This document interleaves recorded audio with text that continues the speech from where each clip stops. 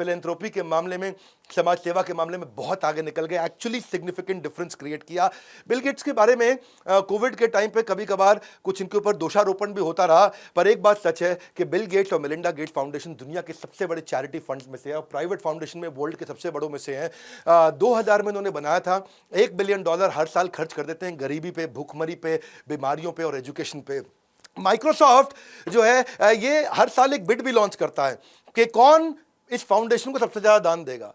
जो सबसे ज्यादा दान देगा उसको बिल गेट्स अपना घर घुमा के दिखाएंगे, हैं जी, उसको घर में लेके जाएंगे, घुमाएंगे। आपको भी बिल गेट्स के घर जाना है तो उनको दान दे देना जा सकते हो। वैसे अच्छा, इस समय कोविड के टाइम पे यही दान देना चाहिए। मैं भी कंटिन्यूसली प्रयास करता हूँ, कोशिश करता हूँ अपने दान के बारे में बात ना करूँ, लेकिन लगातार प्रयास करता हूँ। अपने दोस्त वॉरेन बफे को भी साथ ले लिया, भाई तू भी 90% दान देगा, मैं भी 90% सारा पैसा दान दे दूंगा। अपने बच्चों को केवल $10 मिलियन दे रहे हैं, अपनी टोटल वेल्थ का केवल फ्रैक्शन है। आप जानते हैं बिल गेट्स का नेटवर्थ $129 बिलियन। $129 बिलियन मतलब समझो 10 लाख करोड़ रुपया। ऐसा समझो बच्चों को कितना दिया, 10 लाख करोड़ है, 10 लाख करोड़ का 10% 1 लाख करोड़ बच्चों को दे सकते थे, नहीं दिया।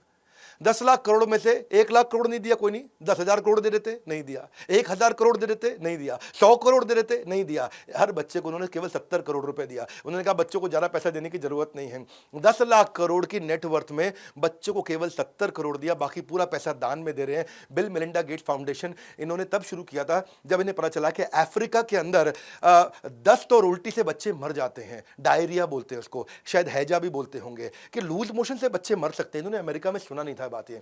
एक्चुअली इनके लिए ये अनयूजुअल था। जैसे कोई आपको बोले संडे के बाद ट्यूसडे आ गया, आप कहोगे अरे पागल है क्या, संडे के बाद मंडे आता है, ट्यूसडे नहीं आता। ऐसे ही जैसे इनको पता चला कि दस्त उल्टी के कारण कोई बच्चा मर गया, तो उनको लगा यार अमेरिका में कभी ऐसा नहीं हुआ आज तक, हम आज इतनी उम्र हो गई हमारी और आज तक हमने कभी सुना नहीं। तो इसलिए तब इन्होंने डिसाइड किया कि बिल मेलिंडा गेट्स फाउंडेशन की मदद से अफ्रीका में, इंडिया में, थर्ड वर्ल्ड कंट्रीज में जाके हम काफ़ी काम करेंगे।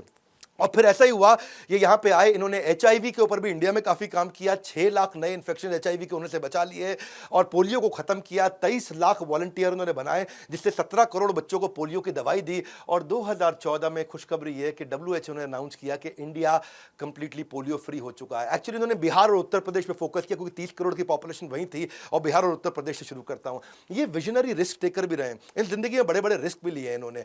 माइक्रोसॉफ्ट अपने कॉम्पिटिशन को इसीलिए खत्म कर सका क्योंकि रिस्क लेकर के they always used to think ahead of time.